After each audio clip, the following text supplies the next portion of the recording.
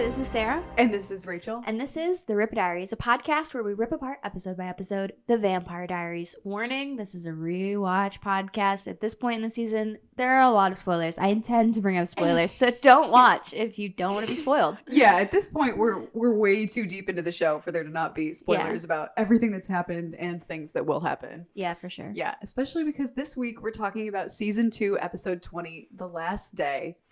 It's Elena's last day alive as a human, up in the air. We'll see. Yeah, we'll see. Yeah. Last day. The last day. Yes. So we kick off right at the Salvatore house. It is the next morning from the last episode. Damon is still in bed when he hears Elena, Stefan, and Elijah downstairs discussing that the full moon is tonight. Like, this obviously means, like, Klaus is going to try to break the curse tonight. Like, there's no way he's not going to go for it. Of course. And Damon gets out of bed and he goes right downstairs, somehow shows up, like, all dressed up, ready to go. I'm like, perks of being a man and as attractive as you can summer holder. You can just roll out of bed. On. Who cares? And look amazing.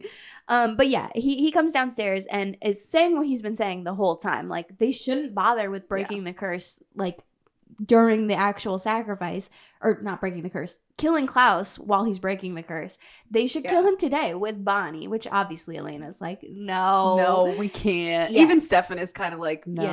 Yeah, no. It's not an option, Damon, as they've said 1,000 times. Yeah. And Damon's like, but I'll write her a great eulogy, which I was like, he definitely would. He would. No, he would. He would write her a good eulogy. Is that a good reason? No. But yeah, Elena again is like, no, stop. Yeah. So they go back to going over the curse because, like, obviously Damon's not helping, and they're kind of like reminding us as the audience of the ingredients. You know, they're trying to like set up what's going on, what's the focus, what's the game plan for the episode. The Moonstone, a witch, a werewolf, a vampire, and of course the doppelganger, Elena.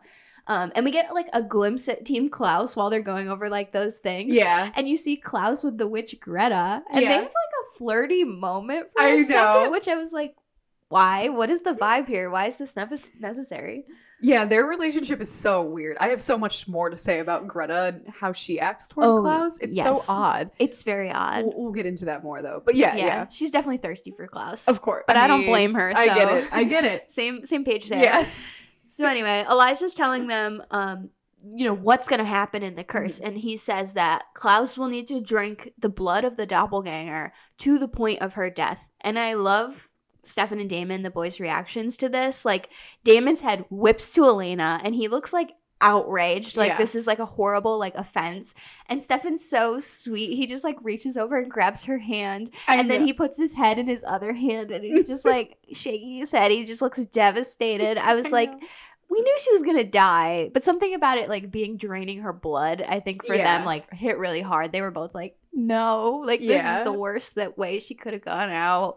Which I don't know. I haven't died, so I don't know if that's true or not. But you have to admit. I mean, it's pretty quick, but like that seems like a slow, more torturous way than just like stabbing her or something. I guess, but I don't know. Anyway, so they have a very reaction to that, and then Elijah starts going back over the like magical elixir that's supposed to just like bring Elena back to life. She'll just die and wake up. Yeah, he says. Yeah, Elijah says the elixir has like mystical properties of resuscitation. Yeah.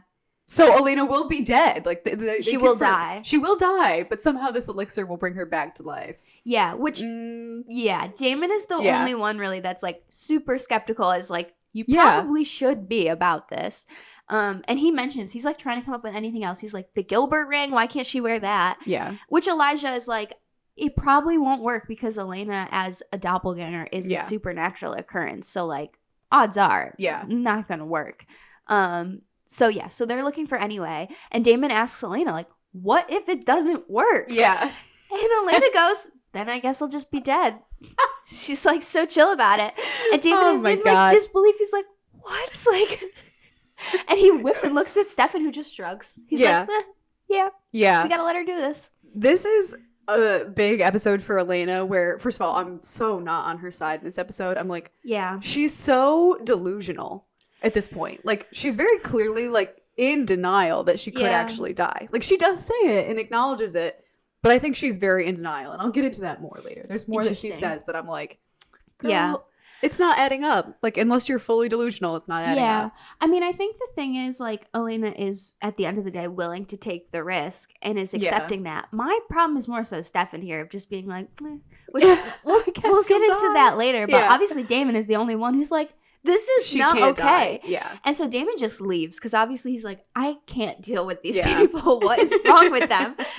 And Elijah stays and assures Elena and Stefan that, like, Klaus has been waiting 1,000 years to break this curse. Like, it is going down tonight. And, you know, one of the things they ask is, like, well, does he even have a werewolf? And Elijah's like, if he doesn't, he will by tonight. Yeah. Like, he's going to do whatever it takes. Yeah. Cut to acquiring that werewolf. Yeah, cut to. We see exactly how Klaus is getting this werewolf.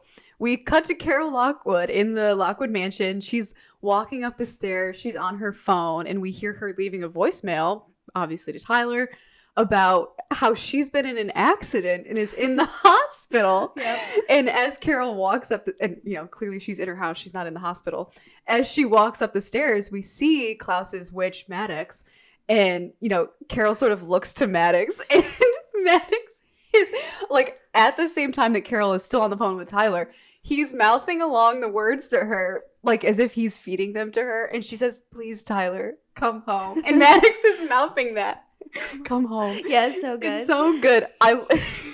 The scene is wild. Like, is that part of the spell that he has to say, like, mouthing the words puts them in turn? Because that's kind of cool if it does. Yeah. But then it was also like, he could just be silly goofy because it feels a little silly goofy. Like, it is pretty silly. He's just messing around. Yeah, I know. I was like, we've never really seen someone use witch powers in this way. No, it's like, no, like, puppeteering like this. Yeah, or like almost like compulsion too. Because Carol then, you know, she hangs up after asking Tyler to come home and looks at Maddox and she's like, why did I say that? Like, I don't understand why. And Maddox goes, because you had a terrible fall. And then he, like, sort of pushes her back with his powers. And she falls, like, back first onto the banister of the staircase. And then all the way to the ground. And these are, like, they're on, like, the second floor to the first floor. Yeah, and also, like, falls is a generous term for it. I would say she's thrown. She's thrown. No, she is thrown. Like, her body is just flying across. She's fully thrown. This would kill her. Like, in real life, this would actually kill her. Yeah, I think she shows up in the next one with just a broken arm. I was like, there's no way. Her back broke in this fall. Like, for sure. Yeah, she literally lands back first on the banister of the stairs. Yeah, but it only breaks an arm somehow. Which also, why is this necessary? He doesn't have a bone-breaking spell? He couldn't have just snapped her bones? Like, I know. But also, more importantly, the call works. She doesn't actually need to be in the hospital. Yeah, he could have just shown up anyway. I know. He could have just said, like, come, I've been in a terrible accident. Yeah. And then he just shows up. He shows up. And gets kidnapped. Yeah. Yeah, it was unnecessary. It was not necessary. But it was fun for the drama. Yeah. So whatever. You got to do weird things when you're in Mystic Falls and you're bored, I guess. It's I guess what else have you got? But anyway, back at the Salvatore house, back at the real drama going down, Damon is outside drinking. He's so over all of them. And Stefan's kind of like poking him about it. He comes out and joins him. And Damon says, like, he's surrounded by idiots. And Stefan says that Damon is not helping. Like, this energy is not helping anybody. And obviously, Damon is still, like, pissed off, I think pretty rightfully. Yeah, of course. And he questions Stefan, like, why is he willing to trust Elijah, a vampire, an original vampire, who they literally tried to kill, like, 2 days ago, like, multiple times. And did. Like, why would they think that Elijah has forgiven them? No. Like, and would even ever be on their side? I don't know. It's really weird. They definitely are just, like, operating on hope here. They're just like, clearly, yeah. We have no choice, so we might as well. Yeah, no. That's kind of the vibe. And anyway, Stefan doesn't really answer that. He's kind of just like, I'm supporting Elena. Like, that's all I'm doing here is whatever she wants to do. This is what kills me. He's like, you know, I trust Elena's instincts because Elena trusted me. This is Stefan saying this. Elena trusted me in spite of what I am. Like, all these things. Stefan, she's 17. Oh my God, yeah. It's bad of her to trust you. You are literally a ripper. Yes. This does not 160-year-old vampire. Yeah, you're 160 years old. She's 17. Like, why would you trust her instincts over your own? Yeah. Second, she clearly doesn't have good instincts. Like, no, she's 17. What? Yeah, it's so, because Damon says too, when he says, like, I'm putting my faith in Elena, he's like, why? She's gonna end up dead because of it. And this is where Stefan is like, well, she put her faith in me, so I'm gonna trust her instincts. And it's like, And Damon's Stefan. like, well, she trusted me too, so maybe you shouldn't trust her instincts. Like, exactly. What? It's such a bad God. logic from Stefan here. I don't think this really, like, adds up, but... No, it doesn't at all. Yeah, and so Damon leaves. He's like, again, he's just like, every time he's going off and trying to be alone, and someone keeps interrupting him. So he's just trying to remove himself from every situation. Like, can't put up with this. If they just let him alone, this whole episode would have been different. But yeah, it would have went very differently. But anyway, so he goes off, and... Yeah, so we see inside Elijah and Elena have been, like, left alone in the library to talk, and he asks her, like, why is she even willing to do this? And she gives him the answer that she's been saying all episode, really, or all, like, arc, I guess, of this whole story, is, like, she doesn't want Klaus to hurt people, and especially not, like, because of her. She's the one person with the power to stop and prevent that. And Elijah gently reminds her, like, there is a chance that this elixir isn't going to work. Like, it is not a, like... You know, like, there's no way to promise that this is going to really, like, work. And she confirms, like, she knows and she's willing to take the risk. Like, she knows what she's getting into. And before they can really dig into that conversation, they hear yelling at the door. You hear Jenna yelling. Yeah. And, you know, they rush out. And we see that Alaric has arrived. And Jenna has a crossbow pointed right at him. This girl jumped right into this world so fast. She was like, I'm in. She's pretty good. Give me a crossbow. Yeah. And... they all show up. Damon, Stefan, everybody, like, runs out. And Damon is telling Alaric to prove himself. Like, prove that it is Alaric and not Klaus. And Alaric looks at Jenna and he says, the first night you and I spent together, Jeremy walked in right when I was about to. And then Jenna cuts him off. She's like, it's him. Yeah. Oh, my God. And everyone kind of looks around awkwardly. I was like, why is that the first thing that came to Alaric's mind in this situation? There's no other way to prove that it's him. Yeah, so many other things he could have said. Sure, that was the first one that came to mind. I guess it was a private moment that Klaus wouldn't know, so I guess it works. Yeah. So anyway, Stefan asks why Klaus even let Alaric go. And Alaric says that he was sent to deliver a message. The message is, the sacrifice happens tonight. Yeah. Of course. They already knew that, but now it's confirmed. The messenger has delivered that. Yeah. We know things are going down tonight. But a little break from the seriousness for a little joyful moment. We see, well, not really joyful, but Carol is in the hospital with her just broken arms. She's, like, kind of fine. And we see, looking out the window of her hospital room, Tyler is there. He's come back for her. I like this moment. It's like a very short little scene, but there's a nice song that plays. It's very emotional. It feels very mother-son. It's very cute. It's cute. It's, of course, the indicator the werewolf for tonight has arrived. Yeah. That's the important part. Exactly. Yeah, the Klaus's / Maddox's plan worked. Yep. The werewolf is here. Yep. Yeah. And then we go to the grill where, of course, Matt is working. He's always just at the grill. Always.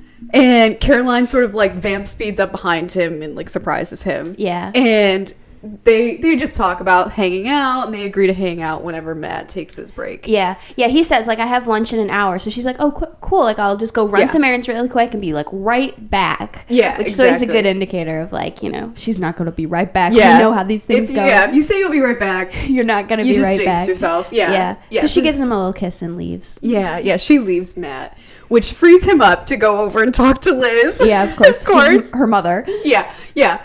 And Liz is just sitting there at one of the tables, and Liz is immediately like, oh, does Caroline suspect anything of their honeypot scheme, of course? Yeah, of course. And Matt says no, but, like, even though she doesn't suspect anything, he can't do this anymore because he's putting on the best show of his life.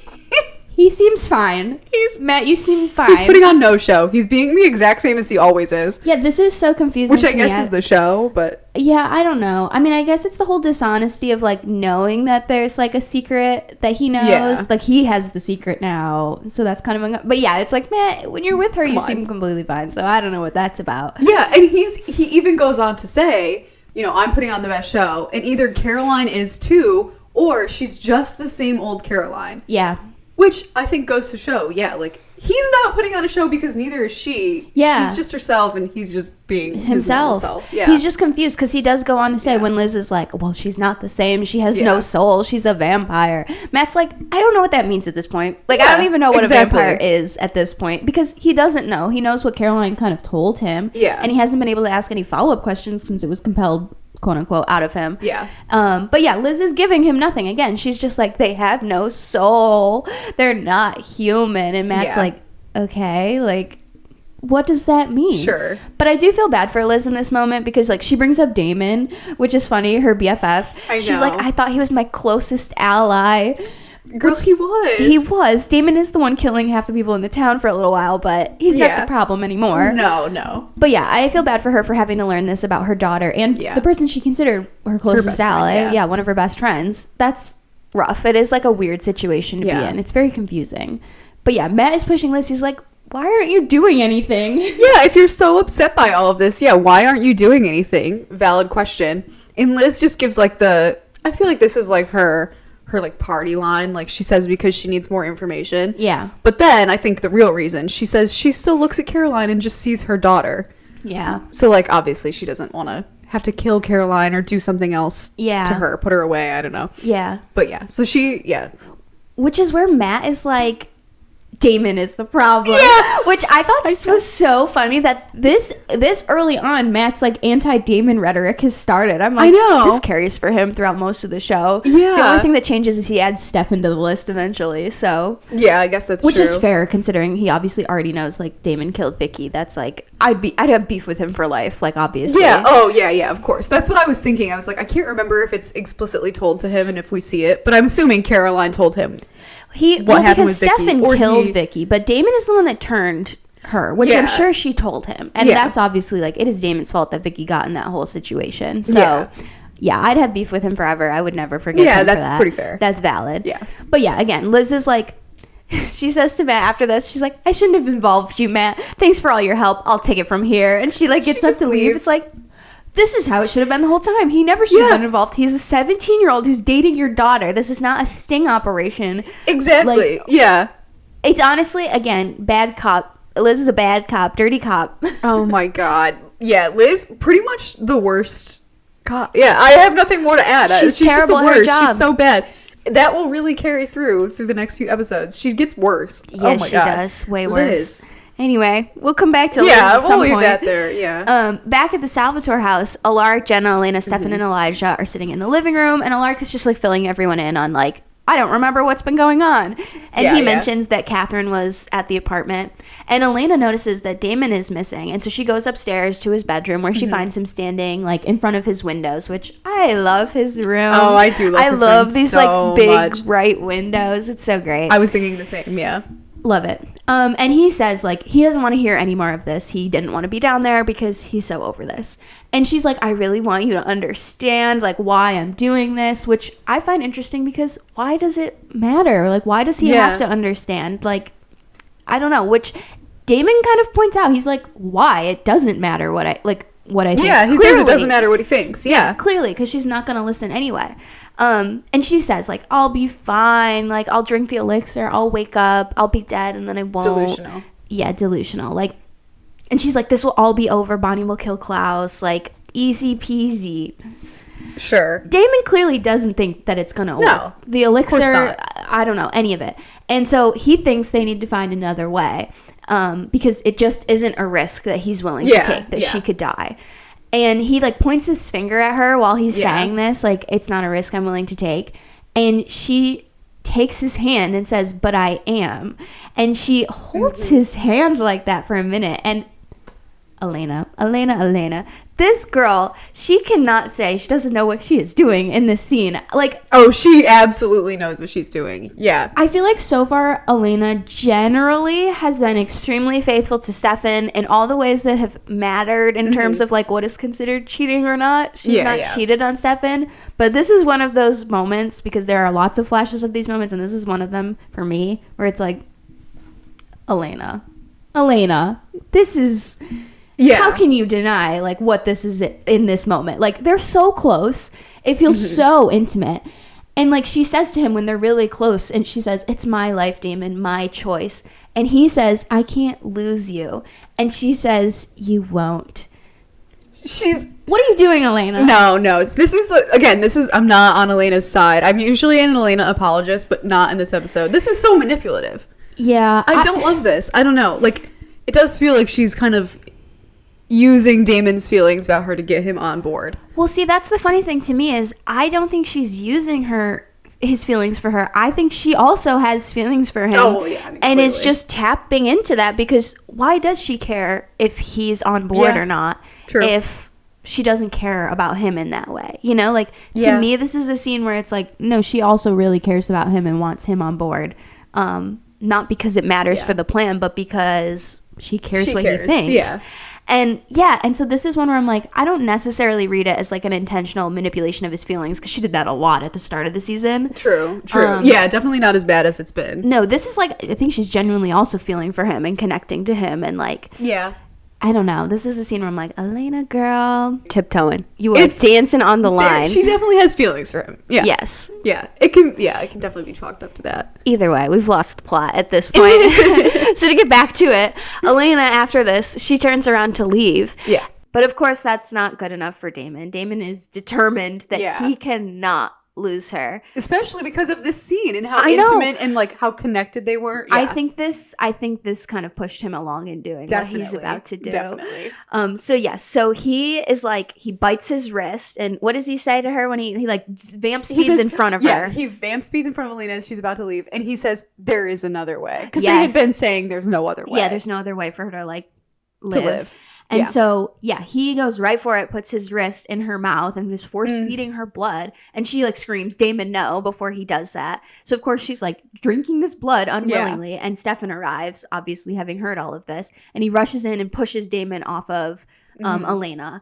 And he says, like, what did you do? What did you do? He's just yelling at him. And Damon says, I saved her. So happy with himself. I know. I love that he's just in this moment. He's like, He's like, now she'll come back. I gotcha. Yeah. And Stefan's like, she'll come back as a vampire. Yeah. Like, she's going to be a vampire now. And Stefan says, which this is the line that this all kind of boils down to for me, is how could you, of all people, take that choice from her? Which, again, Damon knows the torture of being turned into a vampire. Yeah. When you didn't like ask for her, or like being unwilling in that, and he still did that to her. And then he, of course, references it by saying to Elena, go ahead, wish me an eternity of misery. Believe me, you'll get over it. Damon, it took you 140 plus years to get over it. Let's be real. And are you really still over it? I'm sure you're holding some resentment about that. Yeah, of course. Yeah. And he only recently got over it. If he was over it. Yeah, like a week ago. Yeah, exactly. Yeah. I mean, I do think, well, especially because we do see the rest of the episode, he's very regretful. And he is. He definitely just didn't think it through. Yes. But I'm going to say something controversial yet so brave. I'm so ready. It's so brave of me to apologize for everything Damon does. But I'm kind of on his side here. I'm like... Interesting. Listen, okay. Let me just take it from the top. Elena was willing to die anyway, because the elixir was always a gamble. And even before like a day ago, they didn't even know the elixir existed. And she's been willing to die this whole season. That's like her hill she's been willing to die on, literally. Yes. So after she turns into a vampire after the ritual, just don't complete the transition. Yeah, but I don't think Elena ever wanted to choose to die. Like, that wasn't an option in her mind. I think the option was always, if she could stay alive, of course that was the thing she was going to choose, I guess. And so like choosing to become a vampire to live versus to die, of course she's going to choose to live and complete the transition. How could she just like come back from the ritual and be like, peace, I'm going to die again? I don't know. I could see it. I feel like that's like a very like, okay, you get your last chance to say goodbye to everyone. Like, maybe you have your last day. I mean, I think it comes down to like Elena does want the noble like martyr death. That's what it comes down to, I think. Is like she wants to die in the sacrifice in a way that is like noble, to give herself over for the sake of everyone else, and like to do it the day after, like slowly, as like a vampire death of just being like, all of you guys are vampires, that's cool for you, but not for me, I'm dying. Like, I feel like that's like a different tone for her that she doesn't want to do. Yeah, I guess maybe that's part of it. I just don't understand how you can be so willing to die and willing to have like the worst outcome, that potentially being a vampire but still alive isn't even slightly better. Like, I know Elena's I think it is better than dying, being a vampire for her. I guess, but she's so like, I don't know, she's so against the vampire thing. I just don't understand how that's not like a slightly better outcome. Like, I just don't even see. Well, the problem is I think it is a slightly better outcome, but by doing it, Damon has taken away the top choice. It's like having choices for like a school or like a job where you're like, you got your number one draft, staying alive, being a human. Then you got like your backups. And Damon turning her into a vampire is like forcing her into the B tier, the C tier choice. See, I guess, but I also don't necessarily think Damon could have known in this moment that this, like, giving her his blood is going to make the elixir, like, useless. The elixir is so ambiguous. Who knows? True. It could still work. It could have never worked. Like, no one knows a single thing about the elixir that I'm like, I don't know. I feel like that was such a gamble. At least this is, like, a plan B. Yeah, the problem is Damon's not even thinking that far ahead. He's just like, I need a sure thing. I need a guarantee. To be clear, like, for sure, he just did not think this through at all. This Obviously, spurred based on, like, what, like you said, the rest of the episode is spent in regrets. Because, again, like I said, for me, the whole thing comes down to the fact that Damon is saying, or that Stefan says to Damon is like, you of all people who wished me an eternity of misery because I forced you into becoming a vampire, like, you're the one that knows how she's going to feel about this more than anybody else. Yeah. So I think for me, that's what it boils down to, of like why it's so wrong is that Damon knows. Like he's personally gone through that. So that's like what makes it so wrong. But I agree with you. Like being a vampire is better than like dying and better maybe than the elixir. Like that's the thing that it comes down to ultimately is we don't know what the elixir would do. Would it have worked? We don't know. I was planning to mention this. I wish they had fleshed out the elixir like a little bit more. Yeah. At this stage, it's very just like a last ditch effort. They felt like they needed like literally like a plot device. They felt like they needed something to make it because we don't even know come back. Where did Elijah get it from? Is it a reliable source? Did he buy it on Craigslist? Like, what's the vibe? We have no clue. Yeah, we know nothing about this elixir. No one does. So yeah, I feel like they should have made it like slightly more clear what it was. Yeah, at least have something we could latch on to either to believe that it really could be true or like kind of something to give it a little shady vibe where we're like, I don't know. Exactly. Yeah, push us one way or the other. Don't leave it so weirdly ambiguous. Yeah, but I do think that's kind of the point in a way to be like, it doesn't matter. Yeah. It is a plot device, like you said, where it's like it is rendered useless by this, and there are multiple other things now that are going to happen to keep Elena alive. Yeah. But anyway, so it's such an interesting situation, and obviously spurs into what's going to happen now the rest of the episode of Damon trying to fix this problem. To walk this back a little bit. Yeah. But of course, the moment we're still in, he is not there yet. No. Stefan pushes Damon back. You know, the boys are getting into their physical fighting stage now. And Damon is like goading Stefan. And he says, you just wish you had the balls to do it yourself. Oh my God. Yeah. Which is a little fair. I feel like Stefan does wish, but he'd never take the choice from Elena is the problem. He does say as much on their little hike. Stefan's That's true. Like, I wish I could have just told you to be a vampire. I want you to be a vampire. Yeah. But yes, so anyway, punches are being thrown. The boys are fighting. The boys are bleeding. Yep. Damon somehow gets a wooden stake of some sort. Yeah, it looks like the bedpost or something. He broke something. And he drives it into Stefan's stomach, obviously. Not killing him, but seriously injuring him. And Elena rushes over and pushes Damon off and tells him to leave. And she's trying to like comfort Stefan. At this point, Alaric and Jenna finally arrive. Yeah, finally. Where the heck have they been? Yeah, they've been screaming. There's been a physical altercation. They finally arrived. Not that those two could do anything anyway. No, definitely not. They show up and Elena tells Alaric to get Damon out of there, which I was like, what is Alaric gonna do? Yeah, I know. Luckily, Damon allows Alaric to like start to remove him, but then he does like push him off and like chooses to walk out himself. Yeah. And again, Stefan is like laying on the floor bleeding out and he's like, I'm so sorry, Elena. I'm so sorry. Stefan's default, just apologizing for anything and everything. I'm so like Stefan in that way. I'm like, if I even feel like something, I'll apologize for anything. Yeah. You run into me, I'll apologize. Yeah, you run into a chair. I'm sorry to that chair. I'm sorry. But yeah, Stefan, the most apologetic. Yeah, so he's feeling very guilty as usual for things that are not his fault realistically. But the person whose fault it is in the library, Damon has gone down to the library for a drink, classic, and Elijah is there packing up the elixir and he says like, well, you're not going to need it anymore. Like, as you said, the rules, who knows? He somehow knows that the vampire blood will make it not work. Okay. Sure. So he's packing it up. And Damon says, we both know it wouldn't have worked anyway. And I love Elijah here for calling out Damon. And I'm going to say the full line here because I love the full Elijah line. He says, the problem, Damon, you talk a good game, but you don't actually know anything. She'll never forgive you. And never for a vampire. It's a very long time. Yeah. Chills. I love Elijah. I know. Yeah, Elijah took all the right beats. Like, in saying this, like, his tone was perfect. Daniel's the best actor. Like, Chef's Kiss, the delivery is what makes that. I'm nowhere near. Go watch him say it because he can do it better. Perfect. But yeah, it's so good. It's such a good line, and it's such a gut punch to Damon. It is. It definitely is. Yeah, there's something about, like, you know, if Elena and Stefan are mad at him, I feel like Damon can very easily just write that off and be like, I know what's best of these three. Yeah. But yeah, it's something that's like, someone so much older and wiser. Yeah. It just feels like, someone who's lived 1,000 years being like, yeah, we're a species who really holds, like, grudges. Exactly, yeah.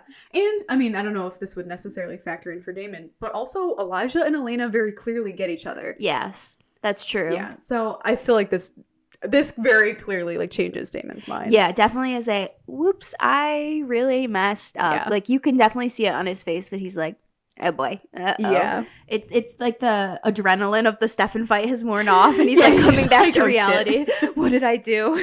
Yeah.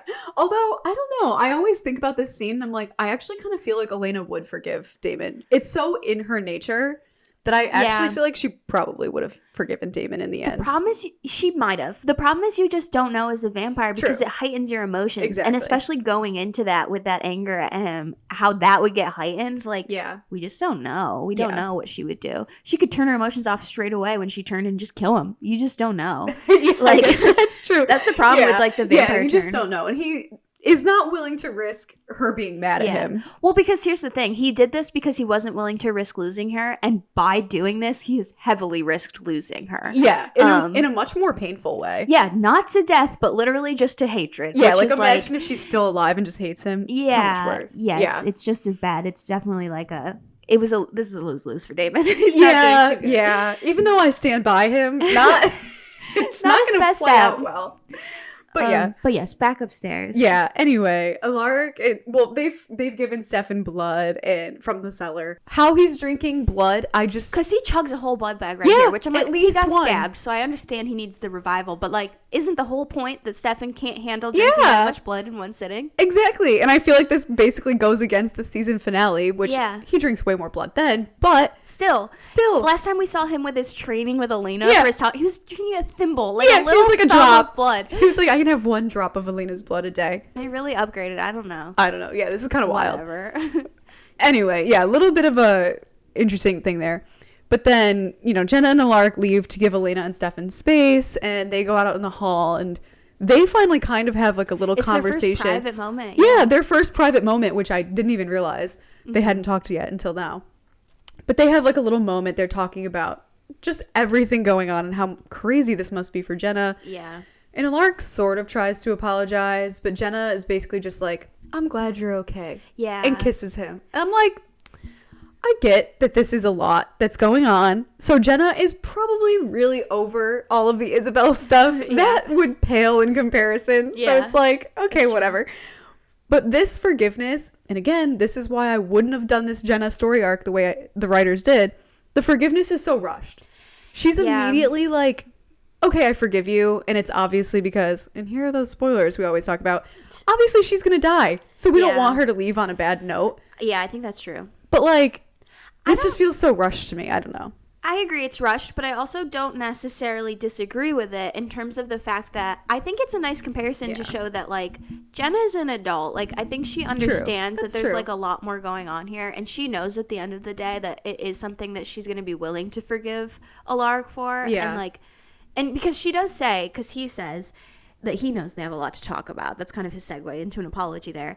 And she says, we do, but first, I should have told you this, like, as soon as I saw you. I'm glad you're okay. Which I feel like is an acknowledgement of the fact it's like, we've got a ton to work on, We'll come back to it. We'll come back to it, and let's like have this moment while we can because of all this craziness going on. So to me, I really like it because it feels like an adult relationship where they're like, I guess that's true. Yeah. In the mix of all these dramatic teenagers and teenage vampires, there is like an actual adult couple here who's like, we've got some work to do, but we're agreeing that we want to do that work. Yeah, yeah. But I agree with you. It's because they want to leave it on a good note because she's gonna die. Exactly. Yeah, I just am always my big through line is just justice for Jenna. So justice for Jenna. Justice for Jenna always. So I'm like, oh, see, this doesn't even work. Like, but I mean, it does work. I agree. Yeah, I do agree. But anyway, so they have their little moment. They kiss, and I just wanted to mention, I also love this shot. Yeah, it's like in the hallway.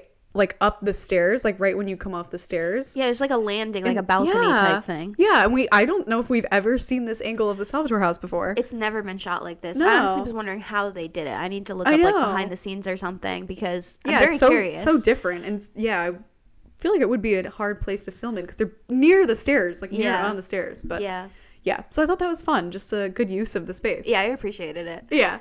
But back in Stefan's room, because they moved Stefan to his room, Elena and Stefan are talking, and Elena is basically like, how could he do that? And Stefan is like, let's go away for the day. That's all I have to say on this. Yeah, there's not much to talk about. It's basically like Stefan says, we've never talked about this, and clearly she doesn't want to. And so his plan is to just take her away and give her a day. And she's like worried at first, and he's like, don't worry. You'll get back in time. Nothing bad will happen. But like, we need a day. Yeah, we need to take time. So that's what they're going to do. We'll come back to that. Yeah. But first we have to go check in at the hospital where Carol has now fallen asleep in her hospital bed. She's nice and cozy. And so Tyler leaves the room and he sees Jules has arrived. She's chased him up to Misty Falls.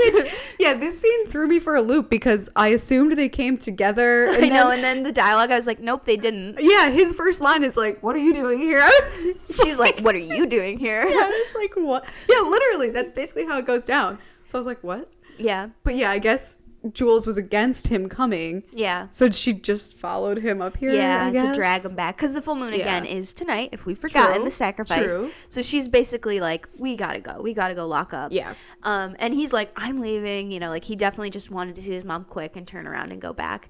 And so we see them in the parking lot and they run into Caroline and have the most awkward interaction. Obviously, Caroline was kidnapped by Jules and tortured by her and her whole friends and boyfriends and whatever. Yeah. And so Jules does, though. She like gives Tyler a moment. She's like, you can have a few minutes. A few minutes, Tyler. Yeah. Warden keeper here. Come on. Yeah. Yeah. She runs Tyler's wolf training like the Navy. Yeah, she really does.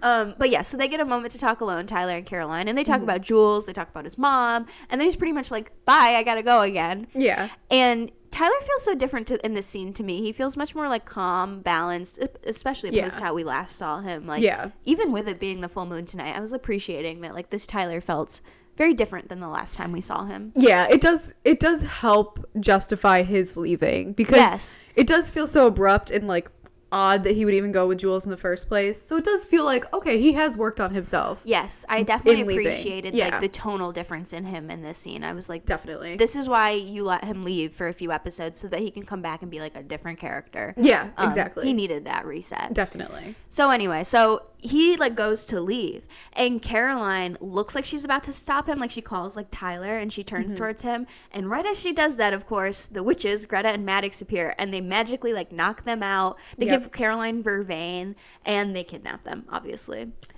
Classic. We know where that's going. We knew already Tyler was going to be the werewolf because there are so few. But now we know Caroline is the vampire. Yeah, sad.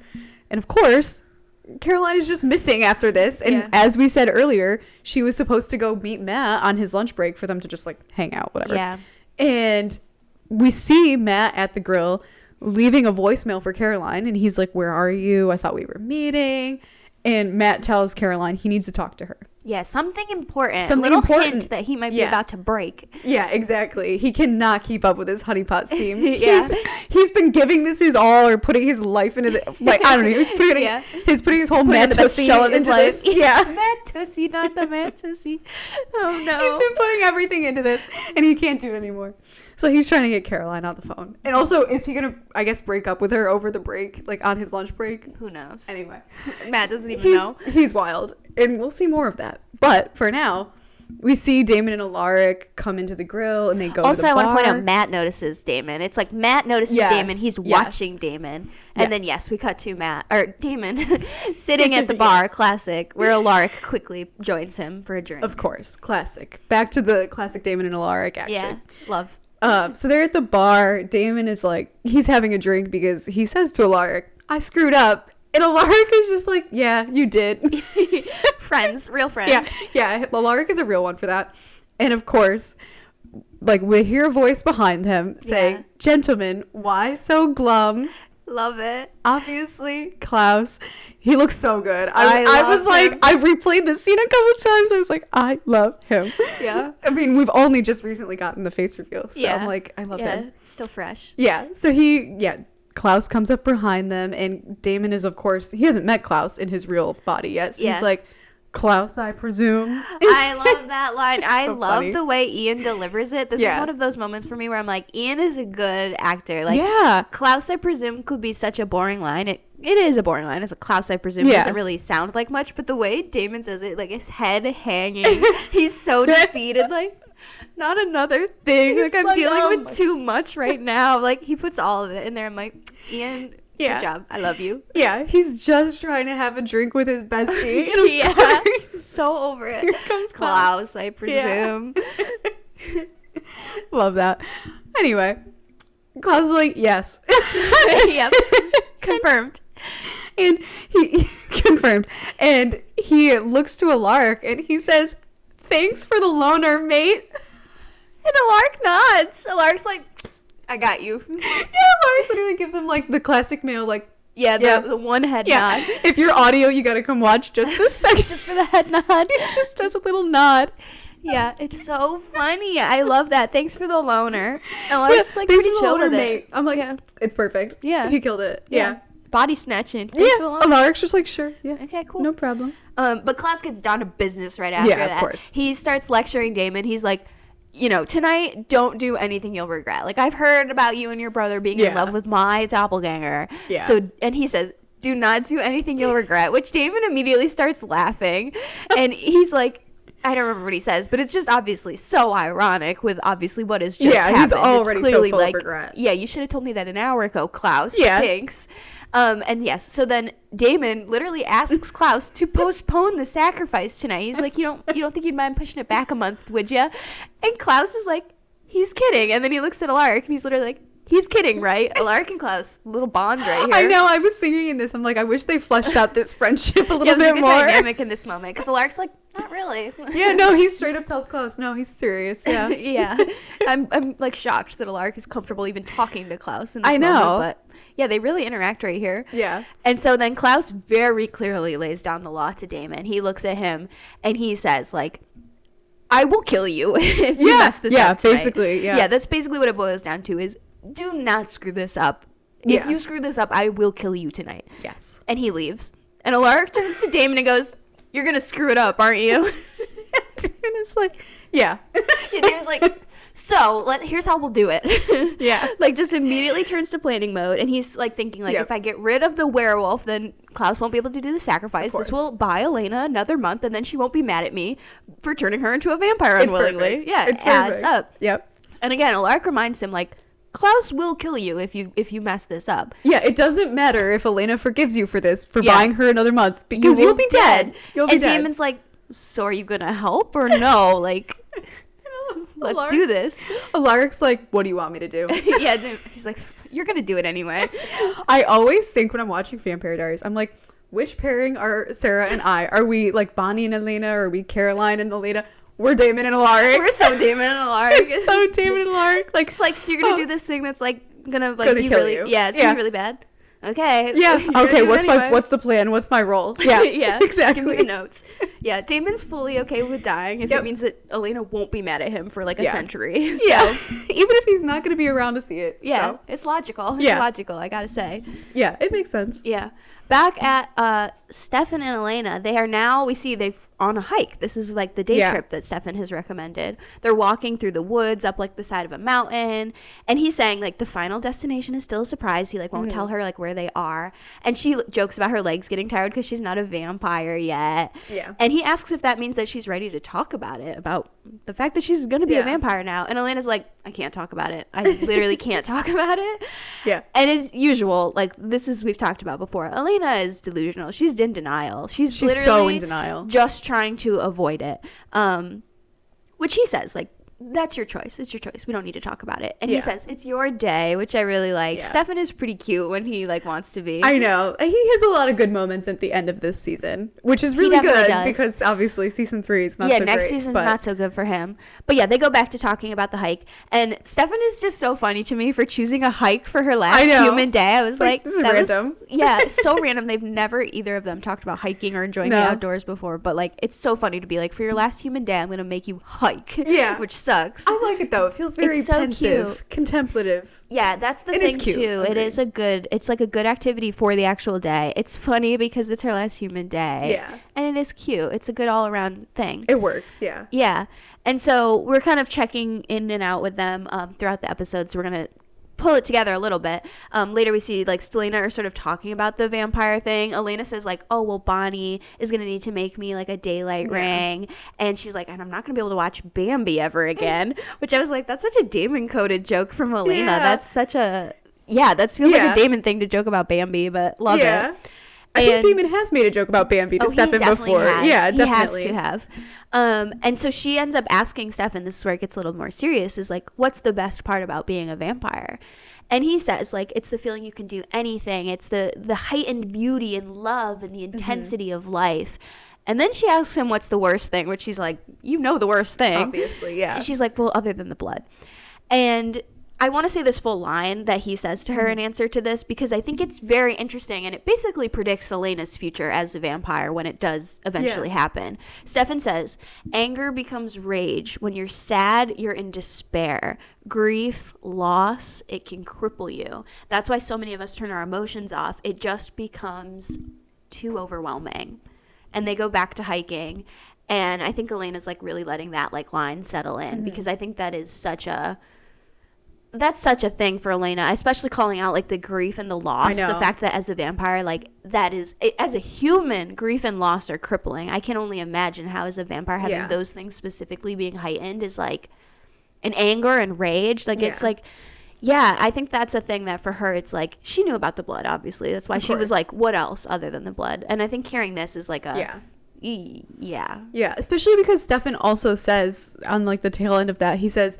And for a while, the good just wasn't worth the bad for for him.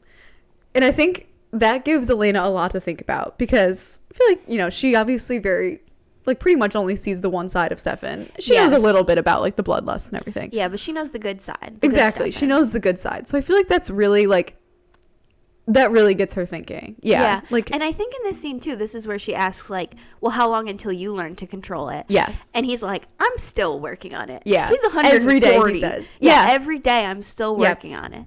I think that's a huge realization to Elena of like, again, Stefan and Elena love to live in a fantasy world of pretending they're normal people and they're not. So they've never talked about this stuff. And that is crazy to me. Yeah, I'm only going to keep bringing that up throughout this scene. I know. But yeah, it's interesting they're finally talking about this. And I think her letting that settle in is definitely like, oh. Yeah. Okay. Yeah, I actually do really love this hike. Like, just because I feel like this talks about so many of the things we were talking about in season 1. Yes. It's like, why are we not thinking about what it would be like for Elena to become a vampire? Like, what's the trajectory of their relationship if she doesn't? Like, so many of these questions that we've been wondering and they avoid. It's like, okay, finally we're talking about them. Finally. Really took a lot to push them to it. But Elena literally getting forcibly turned into a vampire, but whatever. Exactly. Anyway, we'll leave Stelena to have their little hike. Back at Alaric's apartment, Katherine is still holed up in there. Scavenging through the fridge for any little blood bag she can find. Exactly. Yeah, all the blood bags in the fridge are like basically dry. They have just like a little bit left in them. And suddenly Katherine hears like a key in the lock, and she goes over to the door, and Alaric is there in the doorway, and he doesn't really go into the apartment. And Alaric tells Katherine he's there to invite him in. Yeah. Him, of course, being Damon. Yeah. Love that. And I love when Damon gets invited in by Alaric. He does this jaunty little step over the doorway. Little kick step. He feels it's like so like a goofy little snap. I don't know. It's so cute. I think it's funny. It's fun. Yeah. He's got a new lease on life. Nothing to lose. I was going to say, it's his last day. He's got nothing else to lose. So yeah, he goes inside. Alaric's invited him in. And Damon rushes over to Katherine and tells her that he's here to collect on giving Katherine the vervain. Mm-hmm. And Damon tells Alaric to leave because Alaric doesn't have to be involved in this. Yeah. And just like, go ahead. Yeah, I was going to say, he tells him to go back to the house to make sure that Elena doesn't hand herself over to Klaus. Like, make sure to buy time for Damon to do what he's going to do. Yeah, exactly. So Alaric leaves and Damon asks Katherine where Klaus is keeping the werewolf because he's going to kill the werewolf to postpone the ritual. Mm-hmm. Katherine is, of course, like, no, like, don't do that. Like, not a good idea. And Damon tells Katherine that she should be happy that he wants to delay the ritual because it will buy her another month of her pathetic life. Yeah. And Katherine tells Damon, of course, she's not the vampire that Klaus is going to use. He's using Caroline Forbes as the vampire and Tyler Lockwood as the werewolf. If that wasn't clear from the witch kidnapping, confirmation now. Obviously, Damon is not pleased by that since this is another person that Elena loves. He's like, where did Klaus get that idea, Katherine? Yeah, exactly. Damon is like, I wonder who gave him that idea. Yeah. And Katherine says, her classic line, she's just trying to stay alive. Yeah. And, Damon still tries to get the information about where Caroline and Tyler are being kept. And Katherine is unwilling to hand it over, the information. So Damon is like, what if I told you Elena has vampire blood in her system? And Katherine was immediately like, what? Like, he knows how to get her. He gets her. And Damon is like, so just imagine competing with Elena for Stefan's love for all of eternity. And Catherine's like, oh, they're in the tomb. I love that works. It's so funny. I know, it's brilliant. I think this is a really good scene for Nina acting. I'm like, I just love this scene. Yeah, like, I love. And Damon's like, perfect. He goes right out the door. Yeah, and he's leaves. like, I'm out. Yep. Yeah, time to go. Literally to the tomb is where our next scene is, which then we get to see what's going on at the tomb, of course. Caroline and Tyler are like chained up against the wall. They're on opposite sides facing each other. Tyler's already awake just looking at her. She had vervain in her system, so obviously it took her longer. And he says they can't break the chains. Like, they both have tried. And Tyler asks, like, who were those witches? Like, what is going on? And Caroline says she thinks they're with Klaus. And Tyler says, who the hell is Klaus? I was screaming. Oh my God, me too. I was like, Tyler, if you only knew. Tyler, your world is about to be rocked. Your number one enemy is about to be born, and he doesn't care about you at all. Yeah, he doesn't think about you at all. Yeah, but this is all you're gonna think about for years now. Yeah. So who is Klaus? Yep. Tyler is probably like, why did I come back? Someone's always getting kidnapped. Someone's always getting tortured. Exactly. What is wrong with this town? Literally crazy, which is true. Yeah. He's right for thinking that, if that's what he's thinking. Yeah, exactly. But speaking of people getting tortured all the time, of course, back at Alaric's apartment, we see Klaus arrives as Katherine is like making her coffee, and he immediately clocks that something is up as soon as he walks into his apartment, which I was like, what, how, why? Like, is it his werewolf senses? Like, he can smell that Damon was there, or he can smell vervain somehow. Like, I couldn't tell how he knows, but he knows something's up. Us mortals don't get to know because Klaus is he's Klaus. He knows. He's just that good. Also, I love that he's still using Alaric's apartment as his like, little home base. Yeah, I was like, why not move anywhere else? Because what happens later, obviously, is like, he doesn't know who's been invited in. Why not go somewhere else? So, yeah, it's so funny. Wow. But anyway, he knows something's up. So he immediately rushes over to Katherine and he grabs her and he compels her. Of course, we know she has vervain in her system. But he asks, like, what have you been doing? And again, we know the vervain. So she says, just making coffee. She can fake her way out of this. Mm-hmm. And so Klaus is obviously still suspicious. So he tells her to take off her daylight bracelet and go stand in the sunlight. And she's like, but I'll burn. Yeah, he's like, kill me. Do it. You don't have a choice. So, of course, she does have to just go do it. And so she just stands in the sunlight screaming through it as she burns. And while she's burning, I noticed in the background, Klaus takes Katherine's coffee and takes a sip of it, and he kind of makes a face. And so I was wondering... Oh, interesting. Was she dumb enough to put her vervain in the coffee and he, like, tasted it? Or... I don't know. I was like, if it wasn't in the coffee, he was checking for it, for sure. Yeah, interesting. Yeah, I noticed he takes a sip of her coffee, but I didn't really... think too much of it, but that makes a lot of sense. Like, I'm positive he was checking for vervain. He must have been. Even if it wasn't in there, he definitely was checking. I think that makes a lot of sense. I don't know if she would be dumb enough to put it in there, though. I feel like Katherine is so smart. She wouldn't like risk having it in something that he would be like potentially drinking out of. And also when Damon gave it to her, she drank it straight out of the thing, so I would think that she's drinking it straight, but I don't know. You just don't know. Either way, he's definitely checking for it. He knows she's on vervain. For sure. Yeah. Definitely. Which is why he makes her do this, is the torture of having to burn into the sunlight. Yeah. And so he tells her she can stop, and she rushes out into the shadows, and she's just like, and he says, guess I was wrong. All right, then. I need you to do something. So, Klaus is setting the games. He says to Katherine, I need you to do something for me. Of course, right now, we don't know what that is, but we'll find out later. Yeah. Back at the tomb. Back at the tomb. Go back there. We see Damon has arrived on the scene. He's in the woods outside of the tomb, and Maddox is there, and sort of, Damon is looking around. He doesn't see Maddox at first, and then Maddox asks Damon if he who he's trying to save, and if he really thought Klaus was going to leave the werewolf and the vampire unprotected. Yeah. And Damon just says wishful thinking, and then rushes over to Maddox and pins him on the ground and starts trying to kill him. But then Maddox, of course, just uses his witch powers and throws Damon back. Clearly, no problem. And Maddox sort of gets the upper hand on Damon, and Damon is getting the headache, and he starts screaming. And it's out of nowhere, there's a gunshot, and we see Maddox drop to the ground to reveal Matt with a rifle. Yeah, Matt Donovan showed up on the scene and just shot somebody. That's insane. Literally, actually, crazy. Because Matt has no idea who this is. Why did he just escalate? Anyone. He escalates straight to shooting. Not even a warning shot. He couldn't have shot straight up into the sky to make them stop first or something. He wasn't curious at all who this man was. He just shot him. Also, his whole intention, I'm assuming, based on him seeing Damon in the grill and what he said to Liz earlier, he's out to get Damon, presumably. Matt hates Damon. He hates Damon. Why would he protect him? Yeah, what? I don't know. I feel like this is It doesn't make any sense. Matt is just all shoot first, ask questions later. Who cares? Exactly. That is Matt's rhetoric in the next few episodes. Better to ask forgiveness and permission. Basically. Going for it. Literally. But anyway, Matt's standing there with his rifle. Obviously, he shot Matt, and then Damon is obviously very suspicious, and he snaps Maddox's neck just to be sure.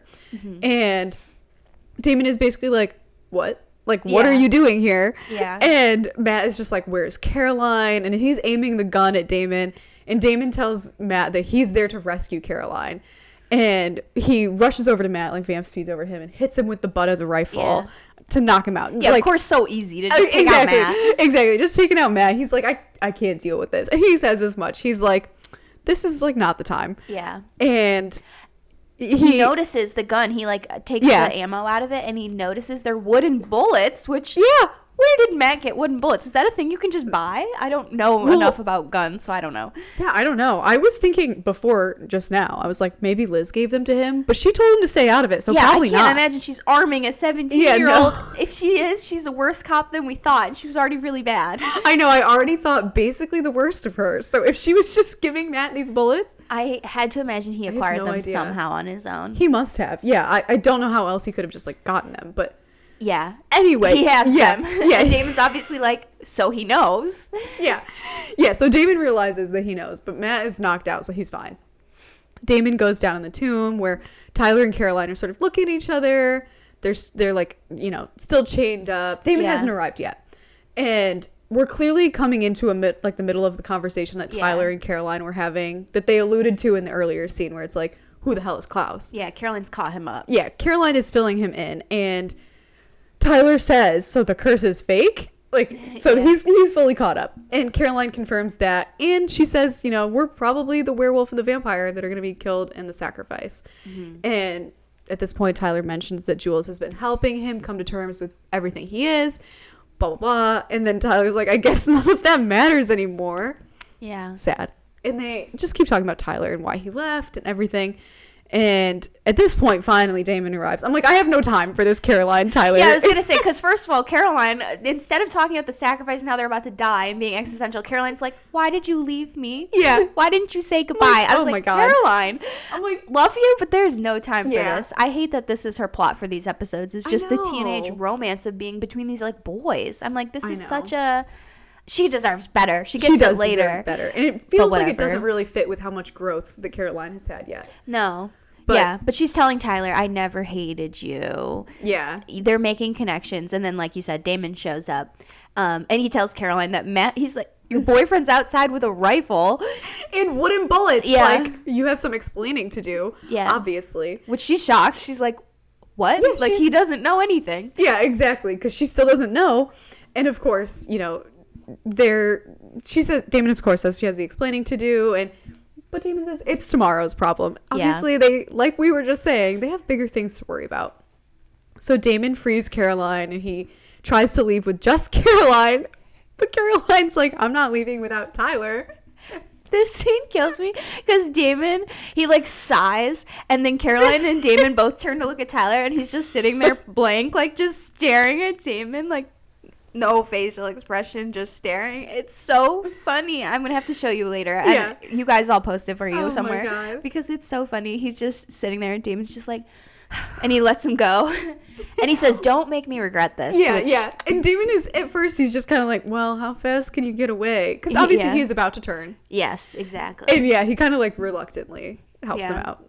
So which realistically they probably should have just left him there because without Maddox, Tyler would have just turned and then. Yeah, been a wolf just, like, and been out of it. Yeah. Because he needed a wolf or a witch to put a spell on him to make him not turn fast like they do to Jules. Yeah. So and he's chained up, so I'm like, that does kind of feel like the safest option. I don't know. They probably should have left him there, but whatever. Probably. They get him out. Anyway, back to the hike. Yep. Yeah, on the hike. At this point, Stefan and Elena have made it to the top. They're, they start to marvel at the beauty. Yeah, it's a beautiful sunset. They're at the top of a hill. Yeah, they're having it is very pretty. It is very nice. Mm-hmm. I'm like, I get Stefan's thinking and bringing her here. And they just take a moment to like really take it all in and appreciate the little moment they're having. And Stefan is like, you can say it, which I love this. I love it's like, say it. I was like, it's Edward Cullen. It's say it out loud. Say it. It was really giving me that vibe. I was like, say it. Yeah, that's exactly what it is. But he's like, you can say what you've been wanting to say but haven't said because you're scared about how it'll make me feel. Yeah. So sweet baby Stefan. I know. I do love Stefan in these late season 2 eps. Yes. Yeah, he's really good. And so she's like, it's not going to change anything. Like, saying it is not going to help. But he does say, he's like, it might make you feel better just to say it. And that he kind of goes on to say, they're kind of going back and forth about this. And he goes on to say, like, he's thought about it. And, like, he's even thought about it before Klaus had arrived. Mm-hmm. And they're not even saying, like, what it is. But it clearly is Elena turning into a vampire.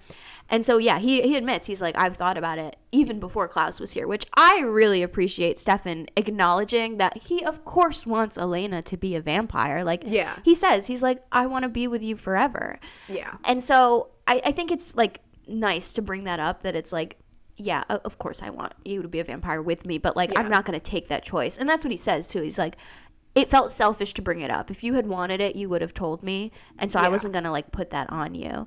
So I really liked that. But I know. Good Stefan moments. Good Stefan moment. But then the segue into the acknowledgement of Elena being like, well, that didn't stop Damon. Like, clearly. But I feel like this keeps with the good Stefan moments because Stefan says, Damon shouldn't have done that, but he did it because he loves you. And I was like, I really feel like a lot of Stefan's, he's having a lot of great moments right now, but Stefan's best moments are with respect to Damon. Yes.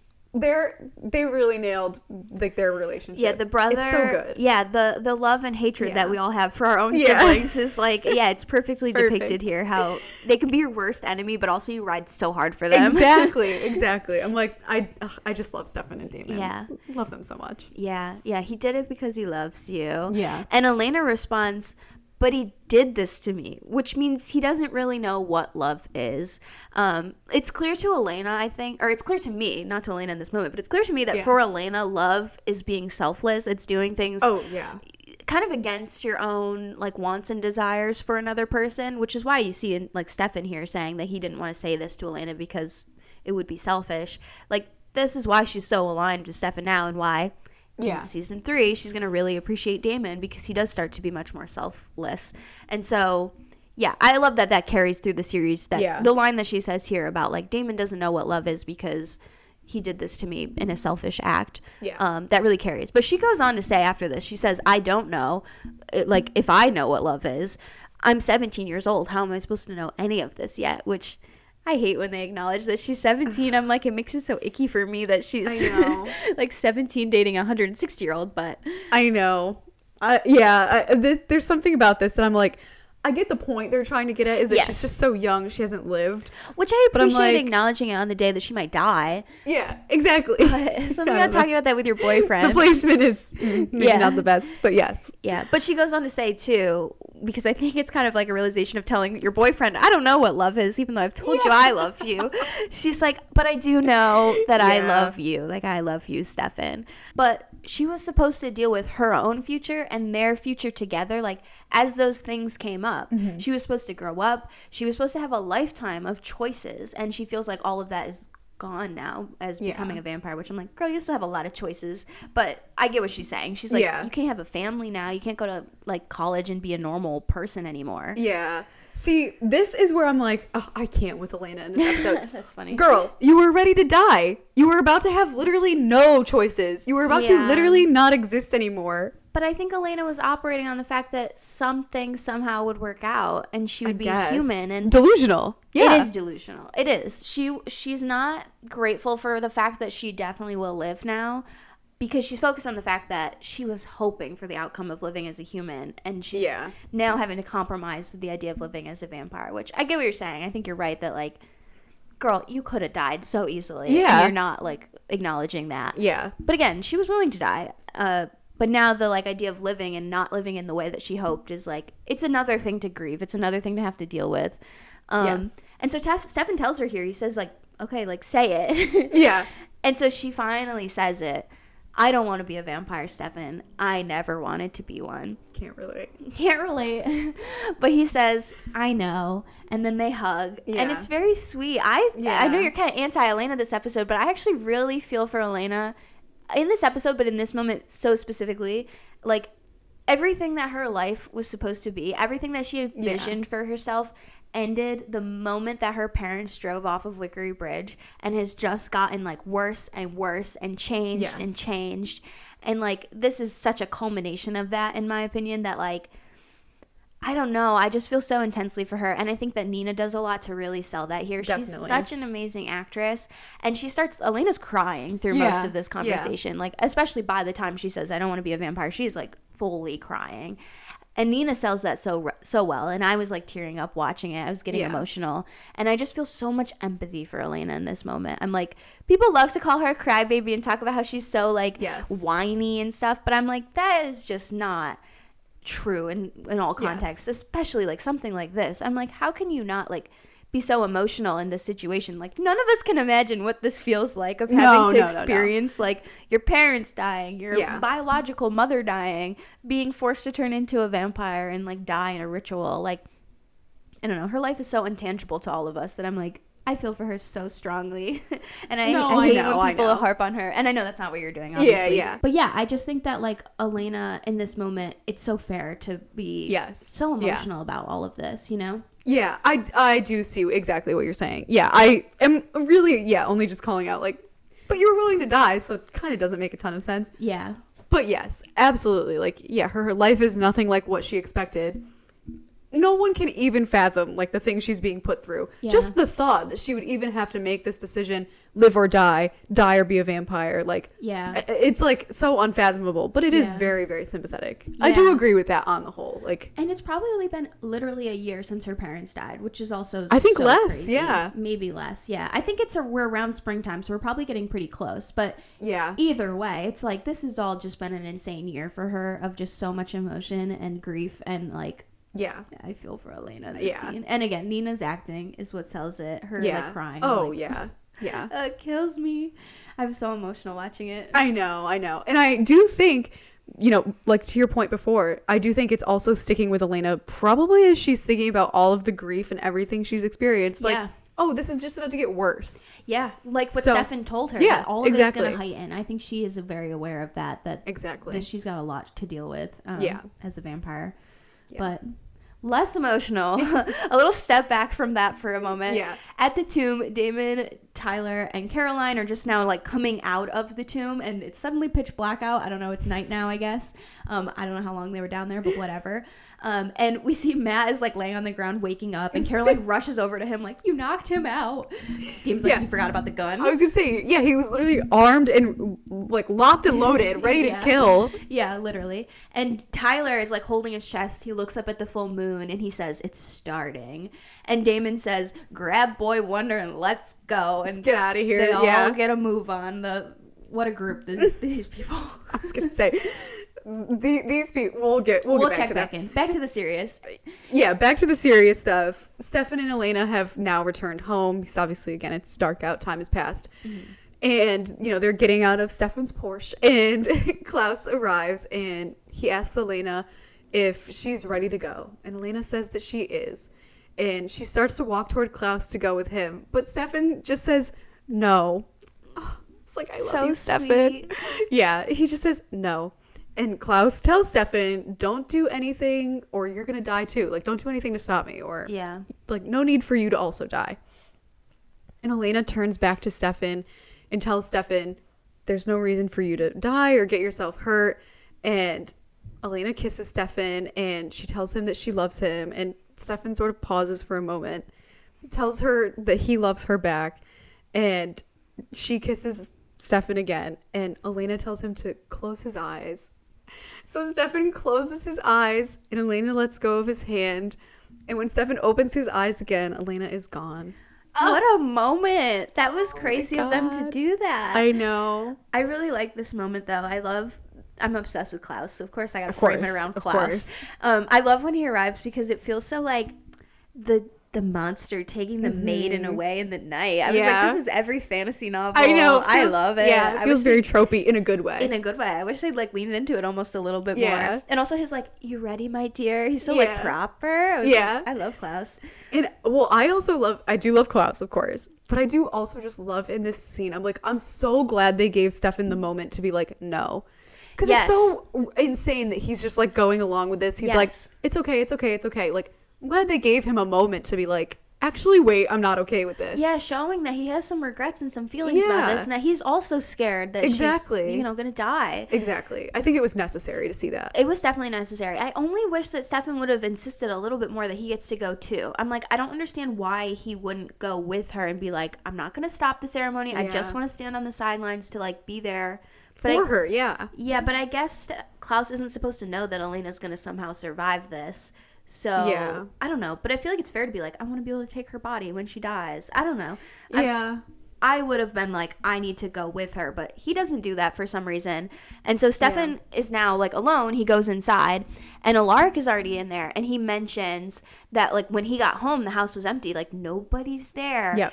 Little hint. It's one of those things you miss on like, especially a first watch, that no one is there. Not even Jenna. The house is completely empty. We know where Damon is, of course, which is who we go to next. Yeah, of course. Off in the woods, Damon is running around with Caroline, Tyler, and Matt. What a team. We love these bozos. I forgot they had to still deal with this sort of thing. I'm going to be honest. Yeah. You heard the pause. I was like, what is going on with them? They're running around the woods with these weirdos. And so Damon gets a call from Stefan. Stefan's now called him to be like, where is everybody? Yeah. And he asks, he's like, what the hell are you doing? And Damon says, saving the day. I figured you'd understand. Tell Elena to stay put. So like, I got this.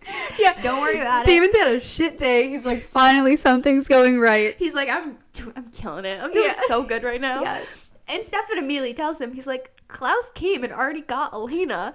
And Damon's like, oh my god, and like he's so frustrated, he like groans and he's like, I'll take care of it. And he hangs up. I love Ian's acting. I was gonna say, Ian's popping off in this episode. He was in his bag. It's so good. Funny how on top of it he is. But yeah, so he's like, we got to get a move on, people.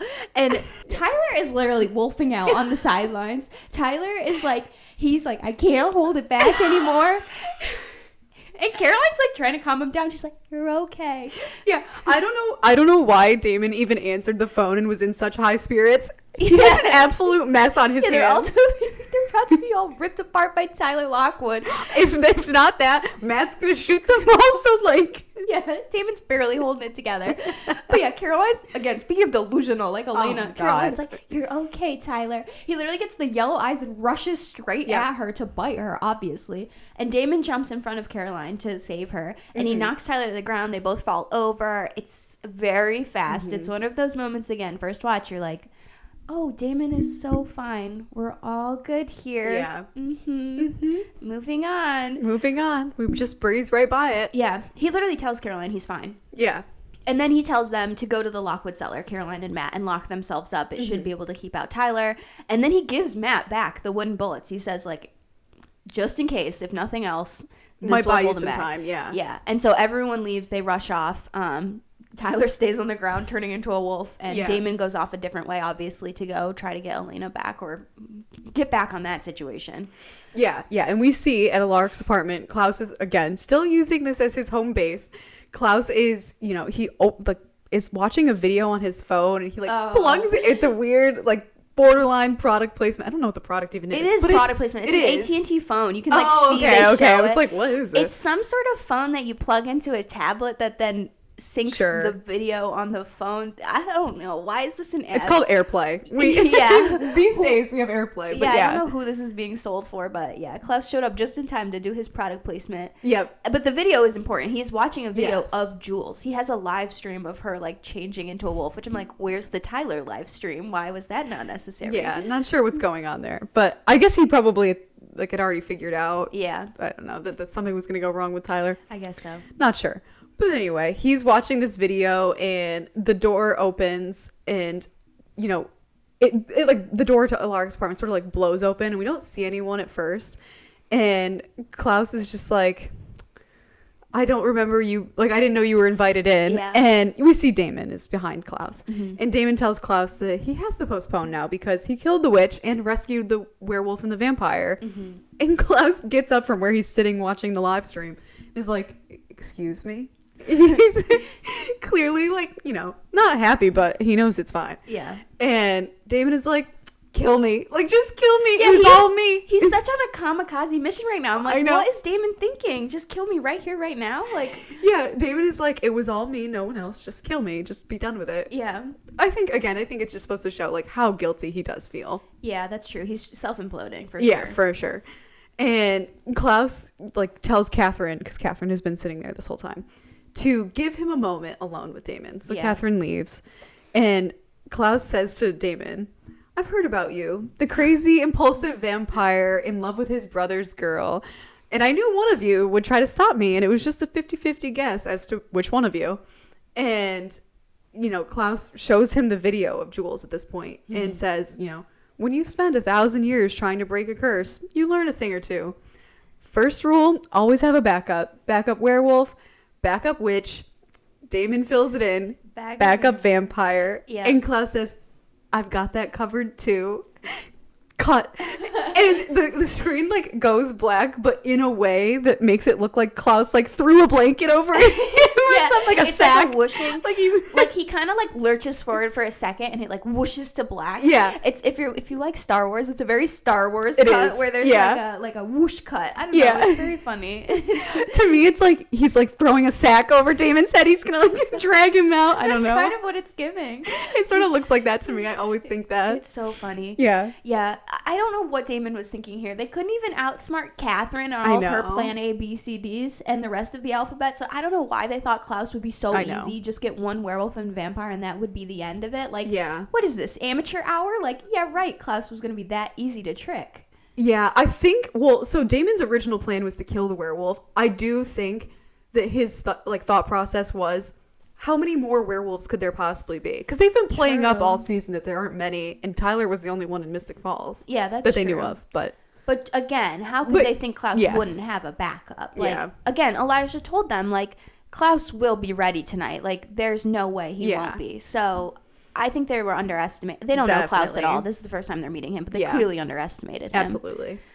So Klaus has Damon, and we're kind of left, as a first-time viewer, you're like, oh, Damon's the vampire in the ceremony now, the backup vampire, I don't know. Yeah. Cut to the Lockwood cellar, where Caroline and Matt are rushing down into the cellar. They're locking every gate. Tyler's in werewolf form. You can hear him growling, chasing after them. Caroline, they get into the actual, last gate, and he's nipping at the gate, whatever. I don't know. Caroline's still trying to reason with him. I know. Tyler. Girl. Yeah, girl. Delusional. He attacked you in his person form. Yeah. Like the whole thing with Damon. Yes, literally. And so he's still, obviously just going at the gate, and we cut away. That's the last we'll see of that for now. It will be the whole, next thing. Is oh, my God. Tyler trying to kill them. Their whole plot. So they're stuck in there with Tyler trying to kill them, I guess. Yeah. Now we go back to Alaric's apartment, where Damon just wakes up on the floor he's been knocked unconscious, and Katherine is giving him little bit of blood bag to wake him up. So it's wait, what is going on? Damon's not the vampire that Klaus is gonna use. Yeah, because Klaus is gone, and she tells him that Klaus went to go do the ritual, he's gonna go do it. And Katherine says to Damon, "I'm sorry, I had to." And Damon is asking what? What are you talking about? And Katherine says, he made me call her to lure her out. He needed another vampire. And Damon asks who, and it cuts away before we even get to hear the answer. It was so long ago that I watched this for the first time, so I don't remember if I was putting together what was happening at this point. I don't think I was. I was also 14 when this came out, so probably couldn't have anyway. Yeah. But I think it's the pieces are there, but it's so subtle, and it's really smart. Well, it's, because the little thing about no one being home, the pieces are there, but the fact that Katherine says, he needed another vampire, I feel is a very good misdirect. I watched this after you, because I didn't watch the first 2 seasons live, and I want to say, so not that late after you, but I want to say, I don't think I saw this coming, that it was going to be Jenna. No, I don't think I don't know. It's so subtle. I don't think most people did. I think even if you're it could be Jenna, you're it could be Liz, it could be anybody. I don't know. It could be anybody. And you also don't want it to be so badly that you're really not letting yourself think about it. So the first experience watch of this is insane. And this scene is really building that anxiety of just being who, Katherine, who did you call? Yeah. It's so good at building that. And then, of course, we cut to the, quarry where they're gonna do the ritual right off of the falls, and Elena and Greta are walking through the dark, kind of through the woods, and Elena puts together that Greta is Luca's sister, that she's a Martin witch, which I love that they dropped that in there. She's so flippant about her family too. She's just I was never lost. It's such a bittersweet sad ending to the whole Martin's plot. I love it as a storytelling device. It's very interesting. It's such a it's such an interesting, different choice to choose to have her just not care. Her be I didn't want them to do that. They died for nothing. Yeah. And so, man, does it hurt. I know. Yeah, I'll have so much more to say about Greta in the next episode, but I'll save it. I'll save it for now. We'll save it for the next one. Yeah. Because Elena's tripping all over the dark. She's I can't see. Greta lights all of the fires around them, making the whole place, burst with light. Mm-hmm. And then Elena sees somebody lying on the ground, and she rushes forward, and they turn over, and it's revealed it's Jenna. And Elena checks Jenna's pulse, and she realizes that Jenna's dead. Yeah. And she's like, why did he do this? I did everything he asked. Why would he just kill her? But of course, Jenna is not dead. She wakes up, gasps for air, and Greta reveals she's not dead. She's in transition. Oh I want to cry right here, right now. Oh, ripped my heart out. Even if you potentially sort of saw it coming, what a gut punch. Yeah, I mean, it is a gut punch. Oh my God. Because I think you're still, again, you're hoping it isn't true. Yeah, so exactly. To actually have it confirmed is just devastating. Terrible. So yes, then we cut to, I would say this is the more dramatic moment in this episode for a rewatcher, the reveal of Jenna, because you know where it's going. Yeah. But then we go to the last scene with the bigger reveal on a first watch that you didn't see coming, I think. Yeah. I mean, I guess they're both big. But this one is a big gut punch, too, in a first watch. Yeah. Is back to Alaric's apartment. Damon is asking, Katherine, why Klaus didn't just use him in the sacrifice. Why is he not the vampire? And Katherine says that Klaus said that Damon is as good as dead, which Damon doesn't even know what she means. He's like confused. And Katherine looks at the very clearly now wolf bite on Damon's arm and asks him, what is that, Damon? And Damon says, it's a werewolf bite. He didn't even realize he'd been bit by Tyler Lockwood. I don't know if he felt it a little bit and just didn't, but he clearly, I think, was a little like, I don't know. If he was in denial, he's just like, can't think about it. Can't worry about it. Yeah, I think he did realize, because I feel like you have to have realized that he bit you a little bit, but maybe it didn't register to him, like, the gravity of that, or, like... That's probably true. Yeah, he just was like, I can't even begin to think about this right now. Yeah. But also, I love this because Klaus clearly was planning, like, 12 steps ahead. He knew what he was going to do at the end of the finale. As soon as this happened, I think he knew that, like...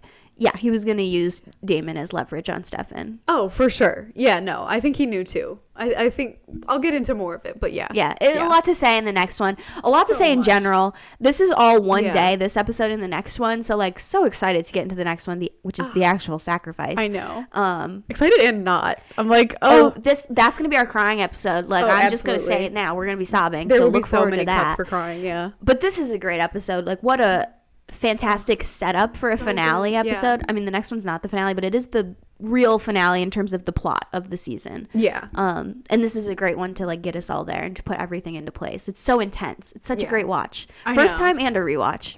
Oh, I know. Yeah, this has not gotten old for me. I mean, there are some episodes where it's like, okay, whatever. I've seen it. Like the mid-season 2 plot for sure. Yeah. Oh, yeah. Yeah, daddy issues. I'm like, oh my God. But this, I'm like always excited to watch it no matter how many times I've seen it. It always hits. It always really hits. Does. I know.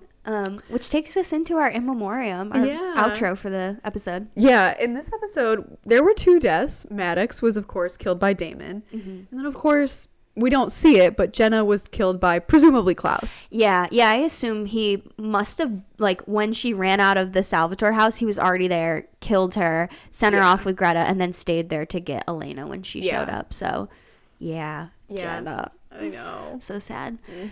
That takes us to our out of pocket, or things we would have done differently. I think I kind of have to go with Stefan just letting Elena go in the sacrifice. I didn't feel very strongly here about anything because I was like, it's such a perfect episode.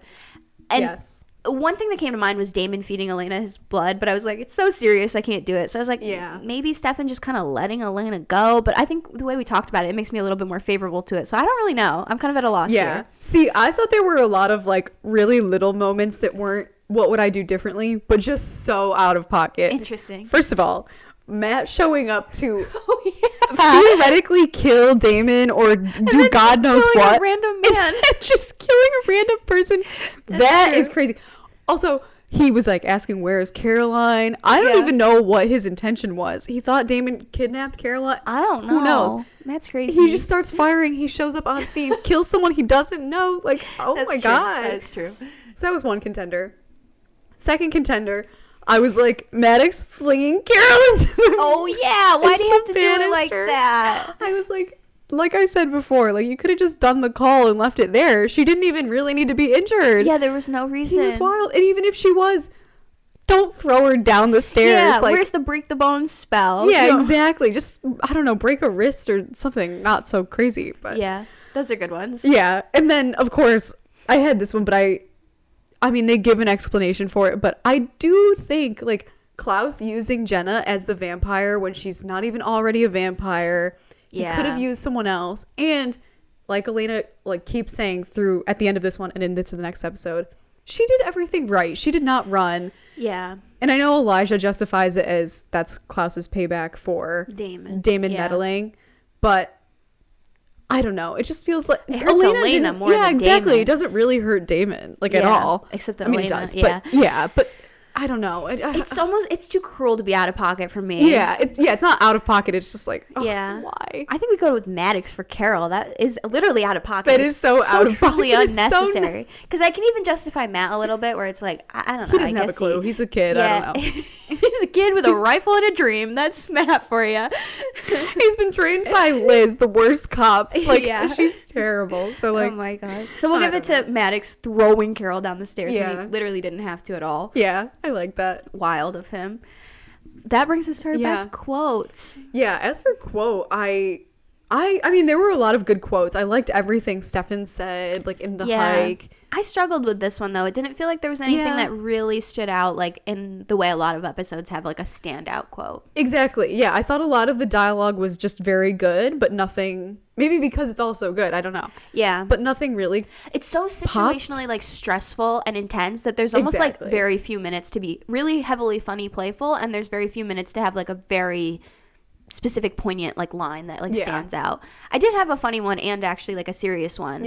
My funny one was Damon, of course, it always is. Of course. And when he says grab boy wonder, let's go, it was like I love calling Matt boy wonder. It's funny. And my serious one was a Stefan one.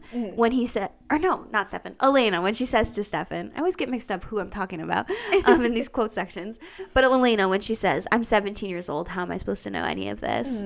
I was like, that felt like it kind of wrapped something very specific about the show up for me that I liked. Yeah, see, that's sort of like the same thinking I had, but I went with a different quote. I liked Damon's quote, like, go ahead, wish me an eternity of misery. Believe me, you'll get over it. Yeah. It's like, that just feels like it really represents something here. Yeah. But, I don't know, I like the Elena quote. I think that's a good one. Yeah, like I said, I feel so... Yeah, no strong feelings. Yeah, no strong feelings about anything that I'm like, I don't know how we pick because any of them are fine. I think we could go with the Damon one, though. It's kind of a nice wrap up almost of just like the Eternity of Misery storyline of. Yeah. He's kind of Damon. Moving on. In a bad way. Sort of. Yeah. We can go with Damon. Okay. Yeah, I'm good with that. And then we've got an easier song of the episode too, because there's only 2 songs featured. Yeah. But I don't know if we'll be on the same page, but I don't feel strongly about it either way. Yeah. So I don't know which one. I don't even remember the second song. Okay, good. Well, so my honorable mention was Wolfpack by The Vaccine. Sure. Okay. Don't know it. So that was just played at the Grill when Matt and Caroline were talking. Okay. It's a good song. I like that it was Wolfpack and it's like a very wolf-heavy episode. Felt fun. But the winner to me was like the more standout moment, which we already talked about, is when Tyler visits his mom in the hospital. It's called Not by Cheyenne Mary Mizey. I don't know how to pronounce names ever. But I liked that one. It was very sweet. I can hear it in my head now, you know, and I can like, if I heard it, I would be like, this isn't Vampire Diaries. Like I would know. So that to me stood out. So that was my winner. Yeah, that was the only thing I really had. I didn't even really clock the song at the Grill. So yeah, this was the one. And again, those sentimental moments usually stand out to me. So well, we're at that part of the season. It's all about the sentimental songs now. I mean, I already know the next song. Like, yeah, easily. There will be no poll. Well, there's only one song in the episode, first of all, so that's easier. That's true. But it's obvious. Yeah. It is obvious. But yeah, definitely a sentimental ending to this season. And I'm good to go with this song. Nice. So we'll be adding Not to our Best Song of the Episode playlist where we have all of the winners of Best Song. It's getting mighty packed now. We've got all of Season 1 and almost all of Season 2 in there. And you can find that linked in our various bios and descriptions. You can also find there our Instagram and our TikTok where we post polls and other fun like clips and memes and just all sorts of things to interact and talk about Vampire Diaries. So hope you join us there. Yeah, and you can listen to the podcast on Apple Podcasts or Spotify, or you can watch the video version on YouTube if you want to see the way we're acting out some of the like head nods and various things like that. So yeah, tune into any of those places next week on Thursday for Season 2, Episode 21. The Sun Also Rises. I was going to say The Sun Also Rises. I blanked. I know. I want to call it The Sacrifice. I do too, but it's a different episode. It's The Sun Also Rises. Yeah, The Sun Also Rises. Yeah. So hope we see you next week. Thanks for watching and or listening to this one. Bye.